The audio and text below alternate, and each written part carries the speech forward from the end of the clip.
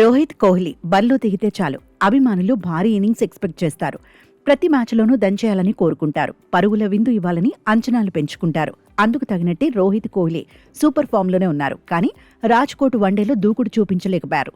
ఇద్దరూ 25 పరుగులలోపే అవుట్ అయ్యారు. రోహిత్ శర్మ తన సహజ శైలికి భిన్నంగా బ్యాటింగ్ చేశాడు. 38 బంతులు ఎదుర్కొని 24 పరుగులు సాధించాడు. Strike rate 63.16.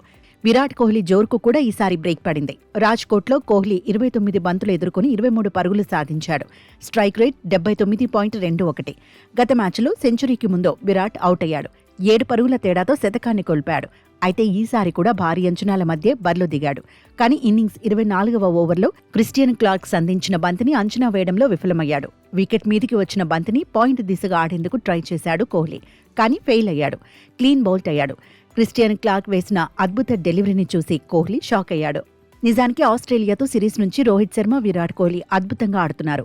అడిలైడ్ నుంచి వడోదర వరకు గణాంకాలు చూస్తే ప్రతి మ్యాచ్లోనూ ఇద్దరిలో కనీసం ఒక్కరైనా హాఫ్ సెంచరీ మార్క్ అందుకున్నారు. కానీ రాజ్కోట్లో మాత్రం ఆ సెంటిమెంట్ కొనసాగలేదు. ఛాంపియన్స్ ట్రోఫీ తర్వాత ఆస్ట్రేలియా టూర్లోనే రోకో బరిలో దిగారు.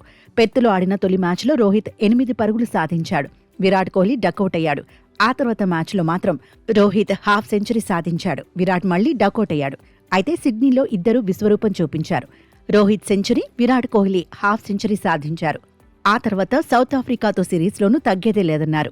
రాంచీలో విరాట్ కోహ్లీ సెంచరీ, రోహిత్ శర్మ హాఫ్ సెంచరీతో ఆకట్టుకున్నారు. రాయ్పూర్లో రోహిత్ 14 పరుగులకు పరిమితమైన కోహ్లీ 102 పరుగులు సాధించాడు. విశాఖలో మళ్లీ ఇద్దరు హాఫ్ సెంచరీలు బాదారు. వడోదరలో రోహిత్ ఇన్నింగ్స్ 26 పరుగుల దగ్గరే ఆగిపోయినా విరాట్ 93 పరుగులు సాధించాడు. వన్డేల్లో వరుసగా 5సారి కోహ్లీ 50కి పైగా స్కోర్లు చేశాడు. లిస్ట్ ఏ క్రికెట్లో వరుసగా 7సారి 50కి పైగా స్కోర్లను సాధించాడు. రాజ్కోట్లో కోహ్లీ జోరును సౌత్ ఆఫ్రికా అడ్డుకుంది.